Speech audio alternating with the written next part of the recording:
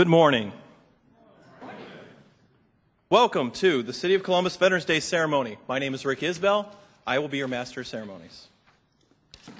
I would like to thank Mayor Coleman for making this event very possible. Thank you, Mayor. I also have to my left Medal of Honor recipient Ron Rosser. It is appropriate to stand.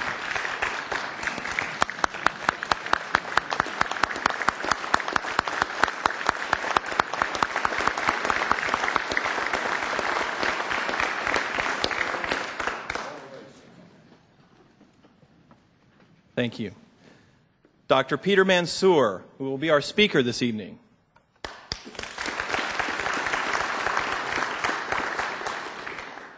Earl Bailey from American Legion, 12th District.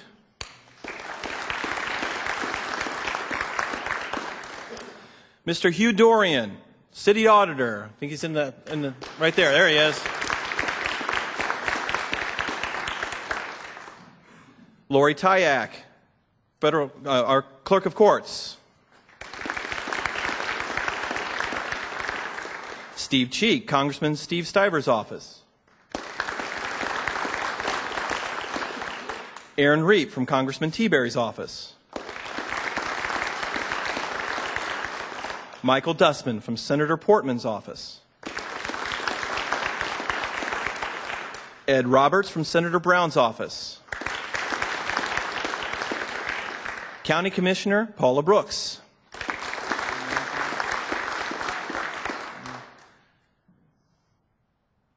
Okay.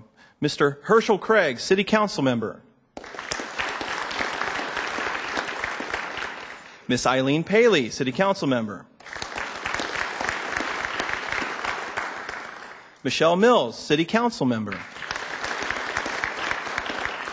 Mr. Zach Klein, City Council Member. My pleasure also to have Rear Admiral David Pempo, Commander of Defense DSCC. Major General Deborah Ashenhurst, our Adjutant General of Ohio. Commander John Sturba from the NOSC.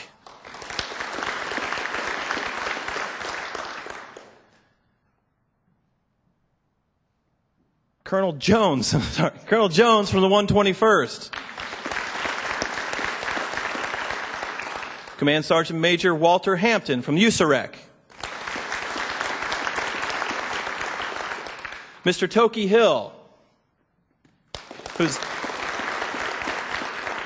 who is a kickbox professional from the U.S. Olympics, and his father is a veteran. Thank you, Mr. Hill.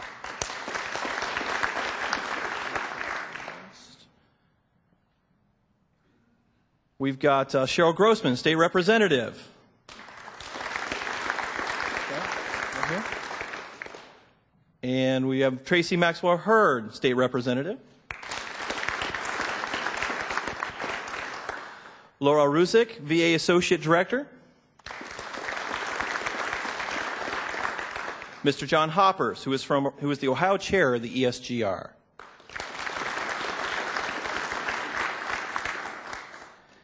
And ladies and gentlemen, I also know that in the audience is AMVET's Post 89 Post Commander Mike Muncy.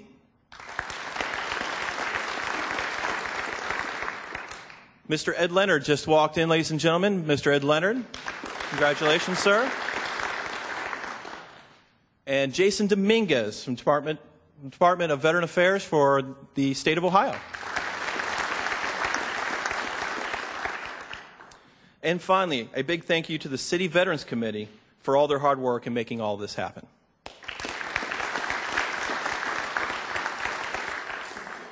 As you well know, this event is largely put on as a labor of love from your local veterans groups, and one of them being MilVets, in cooperation with the city, the county, the VA, and oh so many other outreach groups here in Central Ohio. We are truly blessed to have so many active and outstanding people who really care about the veterans and our military people that they serve. And with that, I think it'd be great to call Mr. Earl Bailey, Chaplain, American Legion, 12th District, to the podium for our invocation for a word of thanks.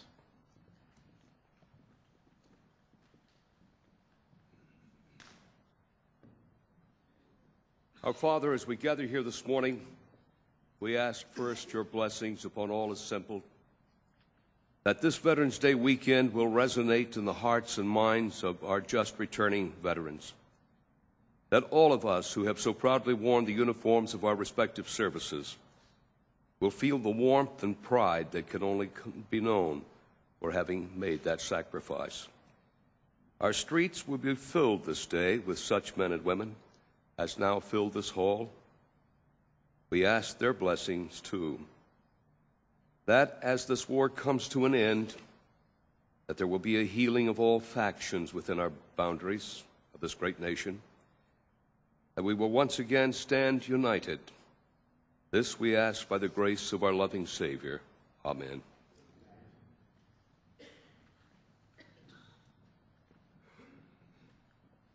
Thank you, Earl.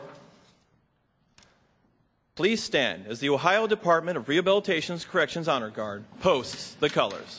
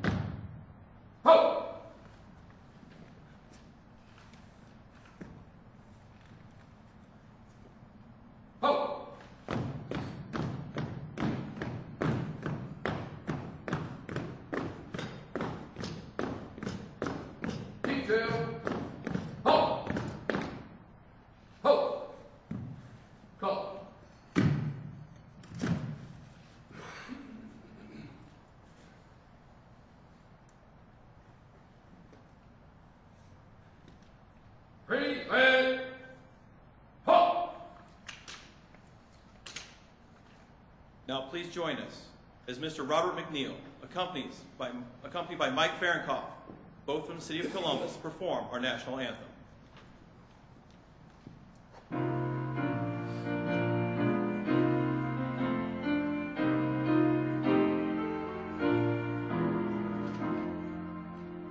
Oh, say, can you see by the dawn's early light what so proudly we hailed at the twilight's last gleaming, whose broad stripes and bright stars through the perilous fight o'er the ramparts we watched were so gallantly streaming, and the rockets' red glare, the bombs bursting in air, gave proof through the night that our flag was still there.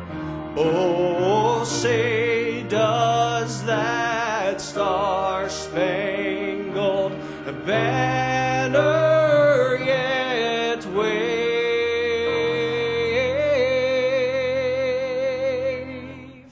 o'er the land of the free and the home of the brave?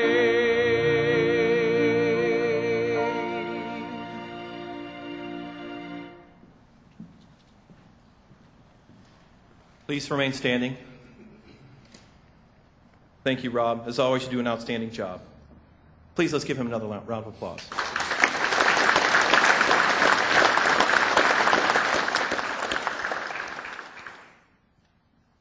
Before I make the announcement, I would like to point out that during the Pledge of Allegiance, there is no comma between one nation and under God. I would like to do that in tribute to the late, great Command Sergeant Major Jake Brewer. Now, without further ado, I'd like to bring Toki Hill, U.S. Olympic Committee karate coach and proud son of a veteran, forward to lead the Pledge of Allegiance. Everyone, please join me. I pledge allegiance to the flag of the United States of America and to the republic for which it stands, one nation under God, indivisible, with liberty and justice for all.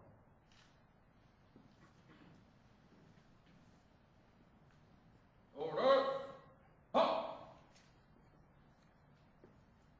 Ho!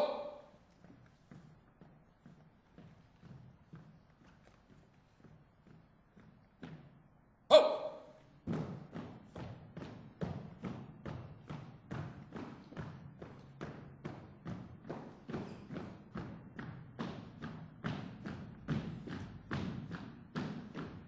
You may be seated. Ladies and gentlemen, let's put your hands together for the Ohio Department of Rehabilitation's Corrections Honor Guard.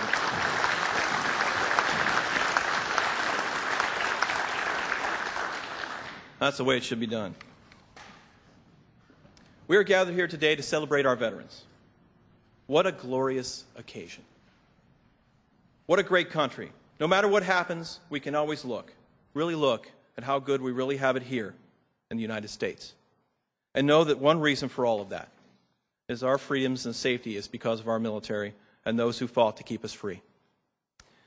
Would all the veterans in the House please stand?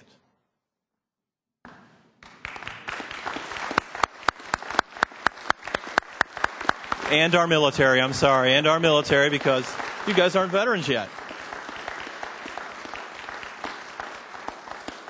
Thank you all for your service. And now, ladies and gentlemen, it is my great pleasure to introduce to you our mayor of the city of Columbus, Mr. Michael B. Coleman.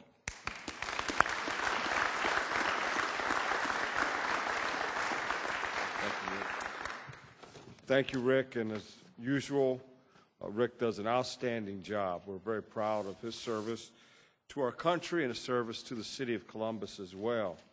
And once again, I'm very proud to be here with you to celebrate this very important occasion, extraordinarily important, because today we salute all veterans, all those who have served our country in the great way that they have. And I would also like to say special thanks to all our war veterans who are coming home, and welcome home to them today. You know, our mission in Columbus is to honor all who serve, because every person from every generation who answered out and answered our nation's call to serve deserves our thanks and our respect.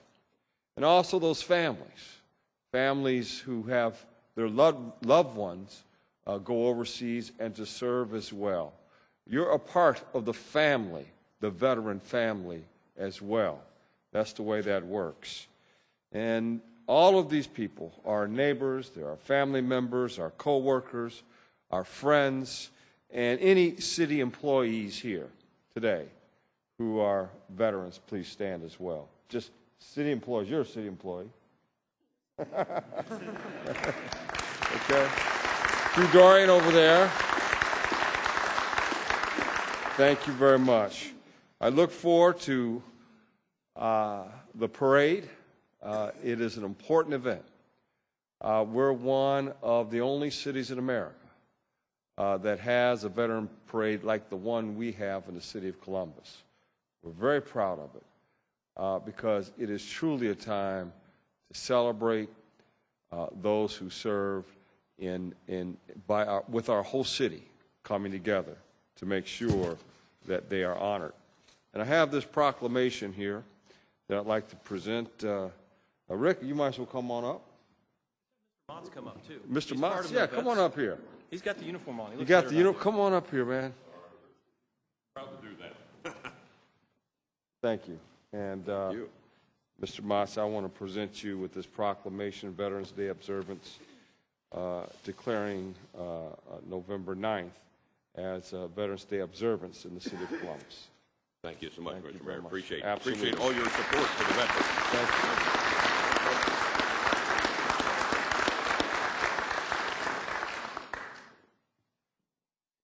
Thank you, Mayor Coleman. Next, it's my pleasure to bring to the podium Councilmember Herschel Craig.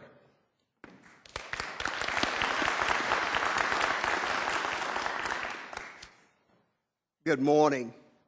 I want to, first of all, acknowledge the presence of our mayor, Michael B. Coleman, certainly to Rick Isabel, the administration's point person with our veterans and ADA, and certainly to all of those great supporters with Melvets who has made it possible for all of us to be here today. I'm proud to have served this great nation, and I am equally proud to be with you here today. This past Tuesday, some 115 million Americans participated in the presidential election. I'm always moved when I see residents who are willing to stand in line, some for an hour or more, to exercise their right to vote. This cornerstone of our democracy is a gift that has been protected both home and abroad by our veterans.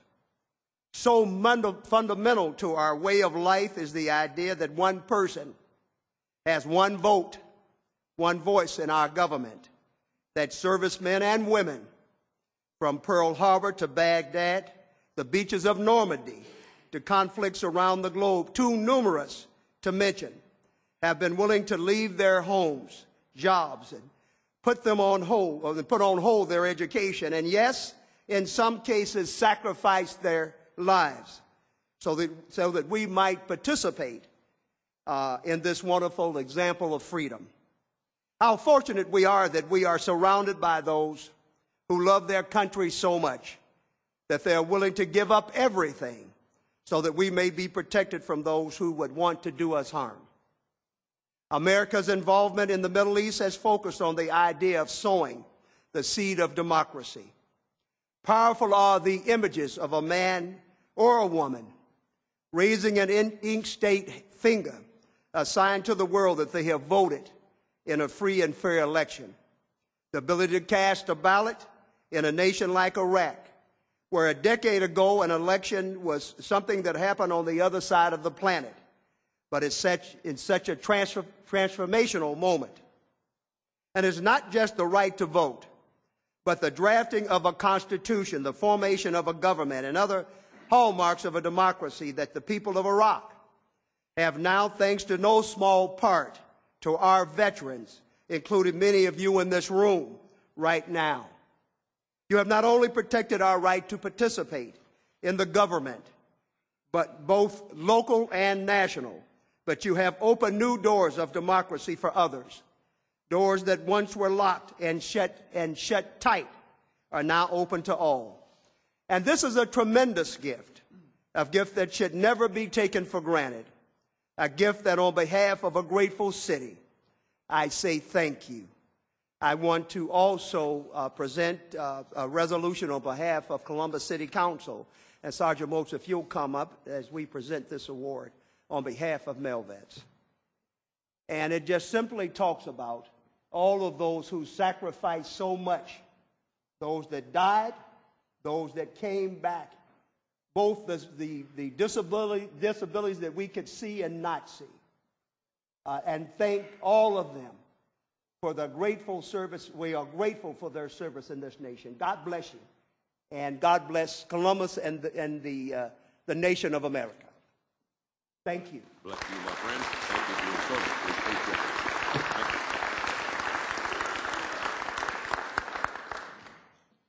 Thank you, Council Member. Next is my pleasure to bring to the podium Council Member Michelle Mills.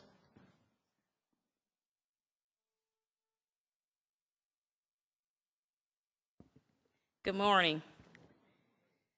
It is on Veterans Day that we give special recognition and thanks to those who have served our military and continue to serve and protect our country.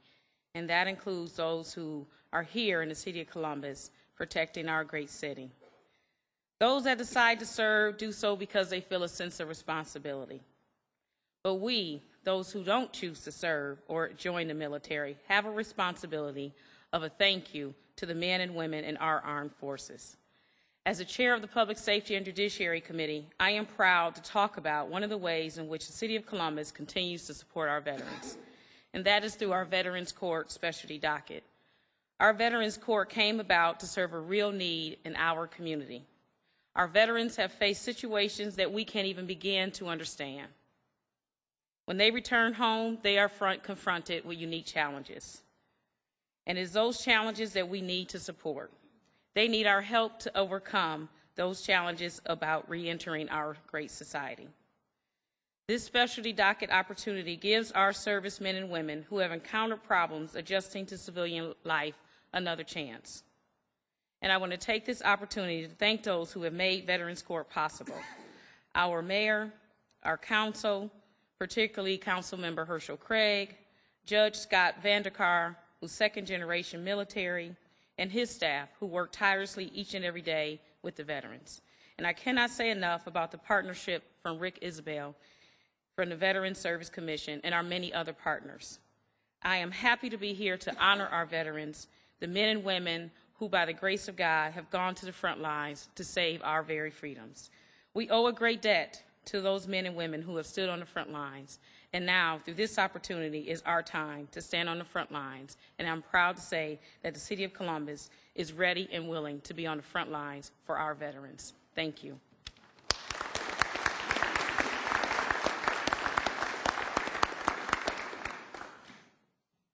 Very nice, very nice. And it is a great opportunity for a second chance. I appreciate your participation today. Now, it is my pleasure to bring to the podium Ed Roberts, Central Ohio Regional Director for Senator Sherrod Brown.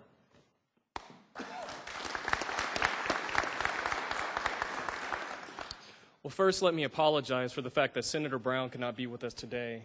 I want to present this commendation on his behalf. I must have been 7 or 8 when my cousin enlisted in the Air Force, and his first assignment was Tokyo, Japan. So I begged my mother for a plane ticket to go visit my cousin in Tokyo. So after a few months, she came to me and she gave me the plane ticket to go visit my cousin. But instead of it being to Tokyo, Japan, it was to Minot, North Dakota. Minot might be the coldest, most uninhabited place in America. Somehow or another, I missed that my cousin had been transferred. But the time I spent in Minot, those weeks there, is when I really developed an appreciation for the sacrifice that those who choose to defend our country are willing to make.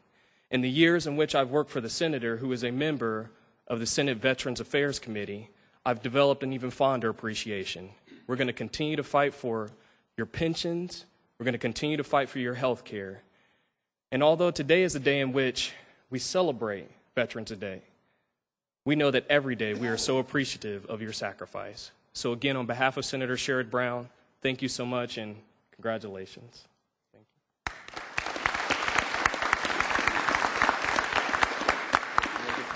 you. It's like Christmas. Hey, I'll tell you, we appreciate it. Thank you so much. Thank you. I appreciate it. Thanks so much.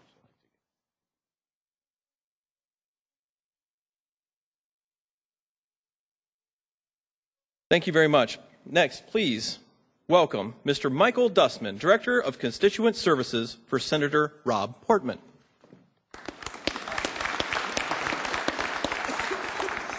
Good morning. It's always a pleasure to stand before our nation's veterans and on behalf of Senator Portman, stop and pay tribute to the many Americans who stepped forward to defend us. When I stop and think about Veterans Day, I'm reminded of my favorite quote, which comes from President John F. Kennedy, who said that a nation reveals itself not only by the men it produces, but by the men it honors and the men it remembers. I think that's a perfect statement to highlight why we're here today, to stop and pay tribute to those who stepped forward and fought on behalf of this great nation. Our Constitution guarantees our liberties and our freedoms, but they were fought for, defended, and protected by those of you in this room who wore a uniform. So to those of you, we stop and say a special thank you to all of you. You know, we realize that our veterans are our most precious resource, almost 1 million of them here in the state of Ohio alone. And so we say thank you for all that you did on behalf of us. You know, we must never stop and forget that our veterans symbolize the very best of what America is all about: patriotism, devotion to duty, and a commitment to preserving our way of life. We must never forget that our veterans risk their health, their time, and sometimes even their lives. I know this past year we lost 3 from the Ohio National Guard. One of them, a colleague of ours from the Ohio Department of Veteran Services, I had the pleasure of working with. Got to attend their memorial services and hear some of the stories about their lives that I didn't know about. And I wrote a couple of those notes down because I wanted to tell my kids, and I wanted to go out and share their stories. I think it's important to share those stories so that their loved ones know that a grateful nation will never forget. And we also need to share those stories so that our children and our grandchildren will know what their lives might have been like had it not been for their sacrifice. So let us ensure that the actions we take today prepare our nation for the challenges of tomorrow, so that our grandchildren and our children will enjoy the freedoms that our parents and grandparents left for us. I'm so glad that we were able to bring the rest of those 2,000 soldiers home over the last 2 months from the Ohio National Guard that were deployed to Afghanistan. One of the great things about those ceremonies is for the elected officials' office to be able to stand there at the end of the ceremony and form a receiving line and shake the hands of every one of those service members, now veterans, and thank them for their service. Because what that allows me to do is go home and tell my kids that it's not a pop star to go to work today and he got to meet a hero. And Daddy knows heroes now. So let us ensure and honor and remember our veterans, not just this week, but for the many to come. Their commitment to this nation and the value. Thank you very much.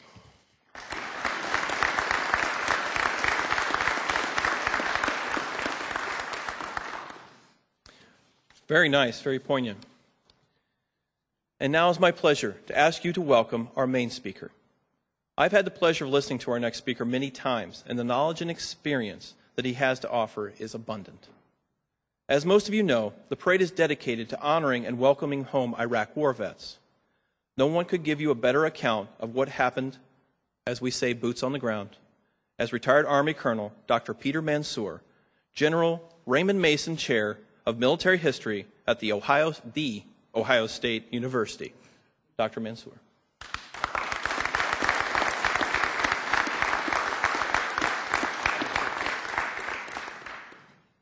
Mayor Coleman, veterans and distinguished guests, ladies and gentlemen, thank you for the honor of having me speak to you today.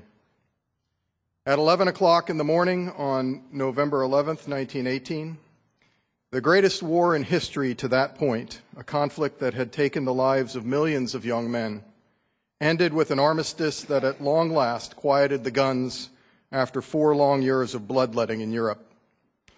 Citizens of Columbus, Ohio were among the million-plus American citizens who served in the trenches of the Western Front with the American Expeditionary Forces and who helped turn the tide of battle in France during that fateful year. To commemorate their sacrifices, in November 1919, President Woodrow Wilson proclaimed November 11th as the first commemoration of Armistice Day with the following words: "To us in America, the reflections of Armistice Day will be filled with the solemn pride in the heroism of those who died in the country's service, and with gratitude for the victory, both because of the thing from which it has freed us and because of the opportunity it has given America to show her sympathy with peace and justice in the councils of nations." 7 years later, the U.S. Congress recognized November 11th as Armistice Day with the hope that peaceful relations among other nations might never again be severed, and called for the celebration of the day with thanksgiving and prayer and exercises designed to perpetuate peace through goodwill and the mutual understanding between nations. In 1954, as America girded itself to fight the forces of communism in wars hot and cold across the globe, the U.S. Congress declared November 11th a day to recognize the contributions of all Americans who served in the armed forces, and renamed Armistice Day as Veterans Day.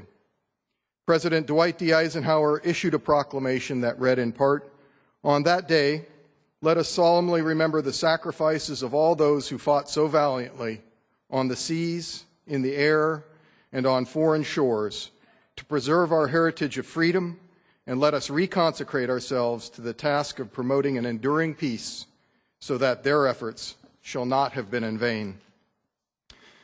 The veterans who served at home and overseas to defend our nation are part of a legacy of more than 235 years of distinguished service and sacrifice in both peace and war. They earned our nation's independence at Bunker Hill, Saratoga, and Yorktown. They fought at Chippewa and New Orleans, Veracruz, and Chapultepec. They ensured the Union would endure at Gettysburg, Vicksburg, and Appomattox. They climbed San Juan Hill. They defended democracy in Belleau Wood and the Argonne Forest, on the beaches of Normandy, atop the mountains of Italy, across the broad expanses of the Atlantic and Pacific Oceans, in the skies over Europe and Asia, and in the jungles of the Philippines. They turned back the communist tide at Pusan and Incheon. They fought and bled in the rice paddies, jungles, and mountains of Vietnam. They jumped into the inky darkness of the night skies over Panama. They liberated Kuwait from the clutches of a brutal and despised dictator. They fed the starving masses in Somalia and clashed with militia forces in the teeming streets of Mogadishu. They served as peacekeepers in the Balkans to end ethnic cleansing and civil war. They endured terrorist attacks overseas and on September 11, 2001, here at home. In the past decade, American soldiers, sailors, Marines, and airmen have answered their nation's call to duty in Iraq and Afghanistan. Their ability to cope with unforeseen battlefield circumstances and brutal weather conditions has been impressive, as it has been in wars past. They wear heavy vests of body armor in the scorching heat of Middle Eastern summers, yet remain effective in the performance of their duties. They go on patrol knowing full well that at any moment a roadside bomb could strike their vehicles or a suicide bomber could end their lives. They stand watch and maintain vigilance for long, grueling, and often boring periods of time. They apply rules of engagement that call for patience and restraint in tense and nerve-wracking situations. They endure more than a year of separation from their families during multiple overseas deployments and re-enlist anyway, understanding that their future will entail even more deployments. American servicemen and women have adapted to the situation at hand, accomplished their missions, and figured out how to survive. While the American people rightly discuss the purpose and goals of the war we fought in Afghanistan and Iraq, they are united in the belief that America's soldiers, sailors, Marines, and airmen have served courageously and well in the performance of their duties. My most vivid memory of Veterans Day dates back to 2004. As commander of the 3,500 soldiers of the 1st Brigade, 1st Armored Division, I presided over a ceremony at our headquarters in Friedberg, Germany, as we dedicated a memorial to our fallen comrades. The brigade had just returned from more than a year of combat duty in Iraq, during which its record for valor and achievement earned for it a Presidential Unit Citation, the highest collective award our nation can bestow on a combat unit. We had paid the price for it in blood. More than 230 soldiers were awarded Purple Hearts, to include 24 who made the ultimate sacrifice for their nation. I remember what the fallen did to earn their place on that memorial. I remember Lieutenant Ben Colgan's aggressiveness in pursuing the enemy that had attacked his forward operating base. I remember Specialist Edward Hergut and PFC Robert Franz on guard in downtown Rusafa, and Sergeant David Parson on patrol in northern Ottomia, going down in a hail of grenades and gunfire as they stood their ground against the enemy. I remember Specialist Scott Larson, Specialist David McKeever, Sergeant Michael Mitchell, and Sergeant Jonathan Hartman, all killed in the early days of the 2004 April uprising in the defense of their posts while manning machine guns against the attacking enemy. I remember Lieutenant Ken Ballard and Lieutenant Lenny Coward, Sergeant Bud Cronkite, Specialist Philip Spikoski, Specialist Jesse Barige, Specialist Nicholas Zimmer, all killed in the fierce fighting of Karbala and An Najaf. I remember Command Sergeant Major Eric Cook, my wingman, Sergeant First Class Bradley Fox, Sergeant Timothy Hazlett, Specialist William Mayer, Private First Class Stuart Moore, Lieutenant Edward Saltz, Specialist Robert Weiss, and Sergeant Michael Woodliff, all killed by roadside bombs in the performance of their duties. These soldiers are representative of America's Iraq War veterans. These men willingly served and accepted the risk of injury and death to face their country's enemies on the field of battle and to die resisting rather than to live submitting to all those dangers that would imperil the Republic and all for which it stands. They met danger face to face, and in the moment of their passing, triumphed against their fears and gained their eternal resting place. They died as American heroes. Americans have enjoyed life, liberty, and more than 2 centuries of unprecedented prosperity, due in no small measure to the accomplishments of these men and women. Our democracy and its existence under the rule of law could not exist without them. Our freedom has enabled those without means or social standing to raise themselves up in the world and for advancement based on merit rather than on lineage.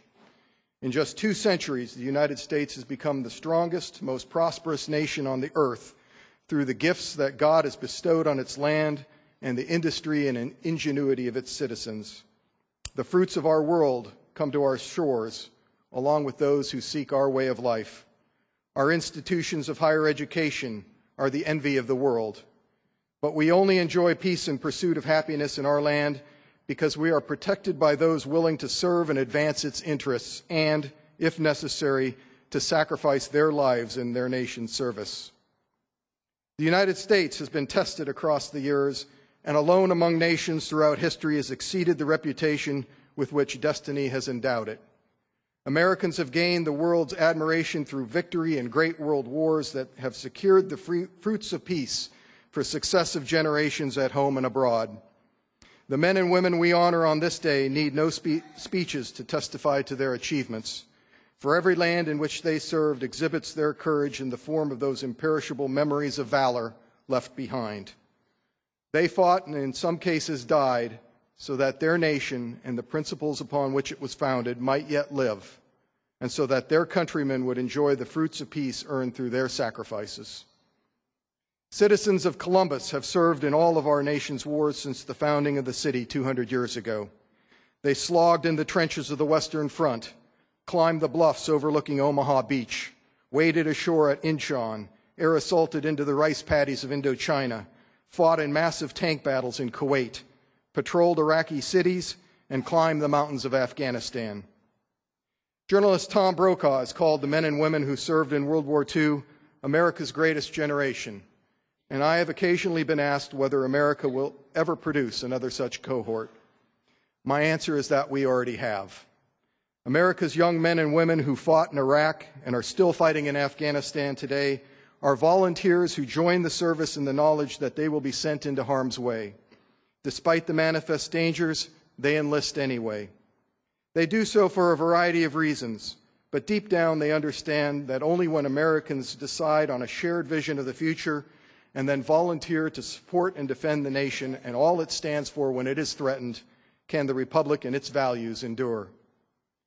America's veterans have enshrined in the hearts of their countrymen an unparalleled record of courage and valor, for our nation is only as strong as the heroism of those who have served in its defense. Each veteran has a unique story, each worthy of admiration in their own way.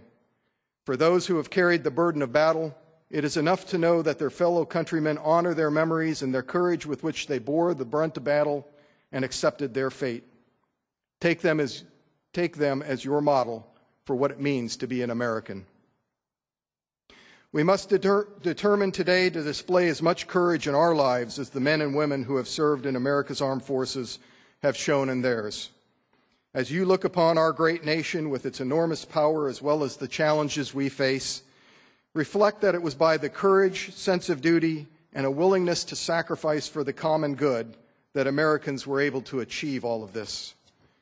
To the veterans gathered here today, I salute your willingness to serve when your nation called you to the colors.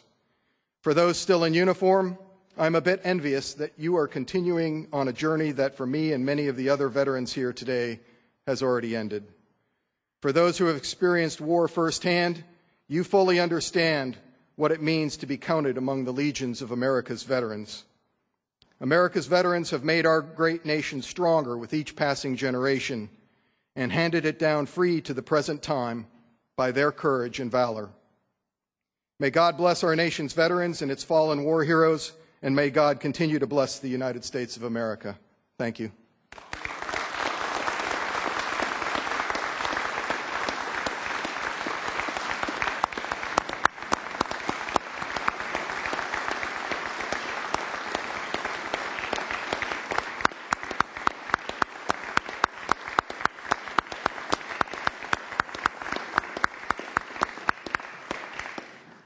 How's that for a whirlwind tour of military history, huh?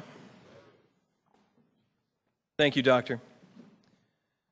And now we get to the education part of our show.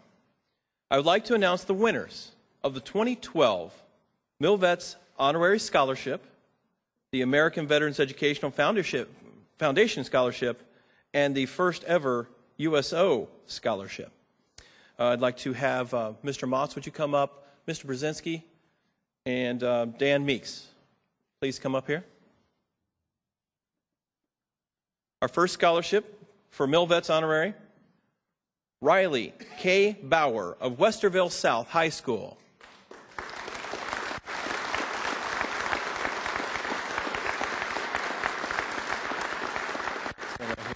Congratulations. For the American Veterans Education Scholarship, Nathan Ryan Ward of Grove City.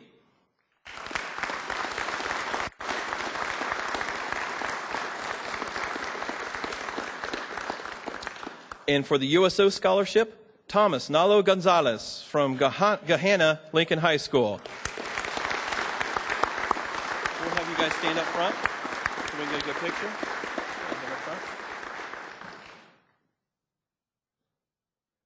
Each organization does it a little bit differently. I do believe, Mr. Meeks, you have yours with you, correct?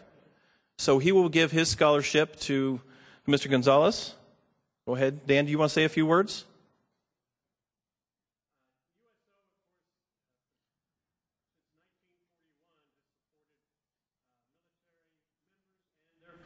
And this is certainly keeping with that tradition.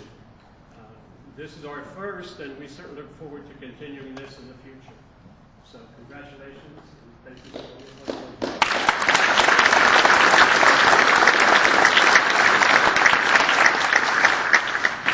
And this is part of our outreach to make sure that we give education to those military and veterans.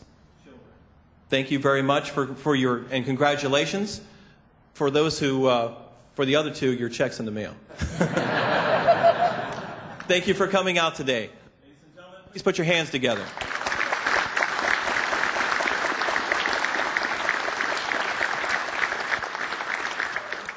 Thank you.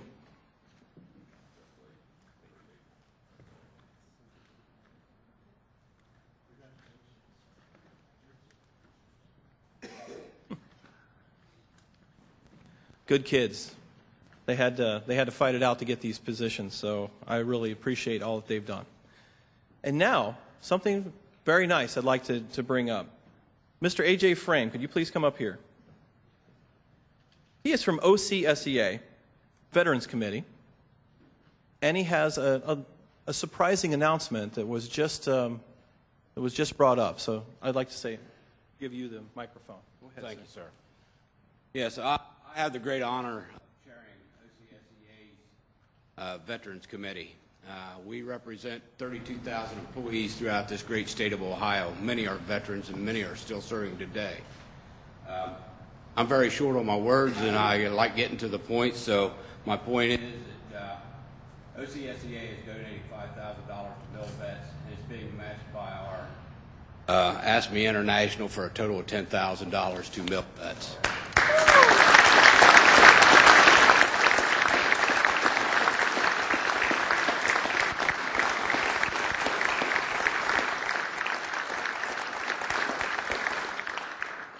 You know, thank you is not enough. This is going to help us help more kids next year. So thank you very, very much.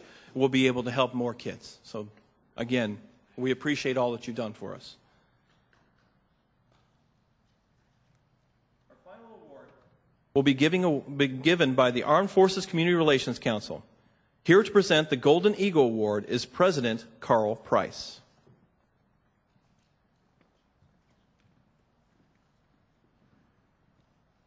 Thank you, Rick. I'd like to call forward Command Sergeant Major Scott Hinton,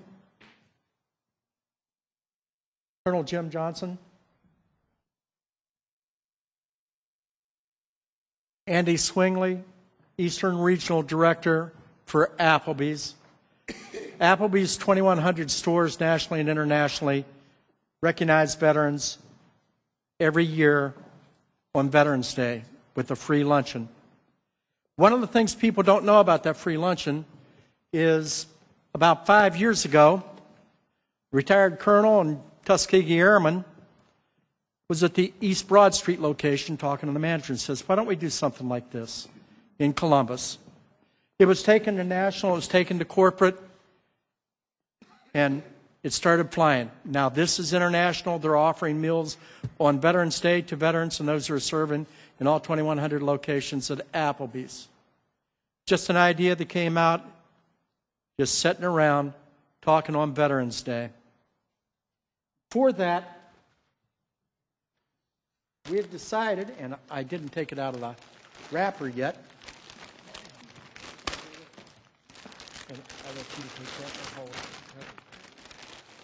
We have decided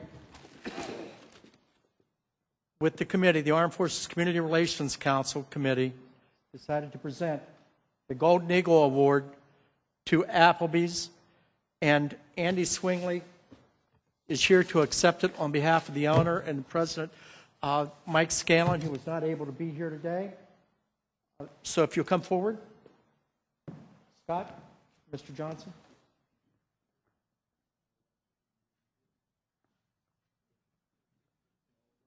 It does tell about how the meeting started and what it was, and we want to thank you for Applebee's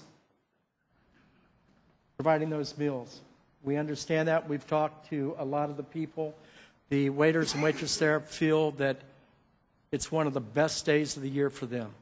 So if you'd like to say a few words about the program, because you've been involved and you understand that. It is an absolute honor and privilege, and I'm totally humbled by receiving an honor of this magnitude. But it is one of the best days that our employees and managers look forward to. It's an opportunity for us to give back, and we look forward to doing it for a very, very long time. Thank you very much. And we also have in the envelopes, which will be giving them the best wishes and the rainbow wishes poem, and you can see the rainbow wishes outside in the frame. And we want to thank you.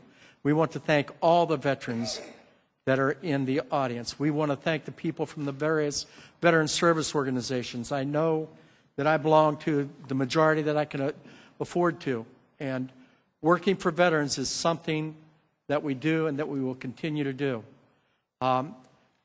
So I'm going to get off here. It's fast. It's getting towards parade time, and we'll turn it back over to Rick. And we, again, want to thank Applebee's and Applebee's International for their service to veterans. Thank you.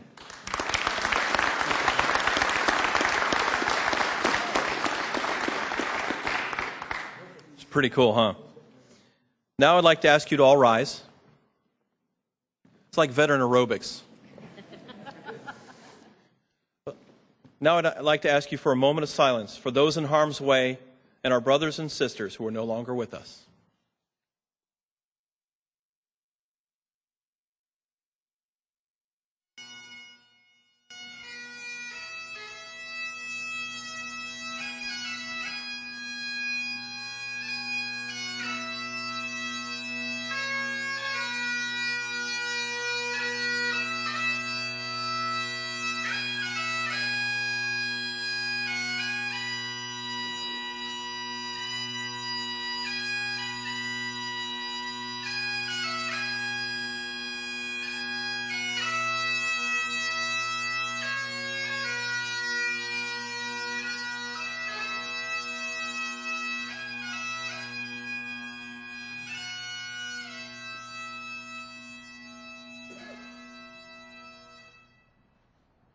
That now concludes our ceremony, ladies and gentlemen. Thank you all for coming. We will now depart for the parade. There is transportation waiting on Front Street for those of you who have to get back to the front of the parade. Those who will be with us on the reviewing stand, it is right outside the front doors, to your right on Portman Plaza, in front of Christopher Columbus's statue. Ladies and gentlemen, the parade steps off 12 sharp. Thank you for coming. God bless.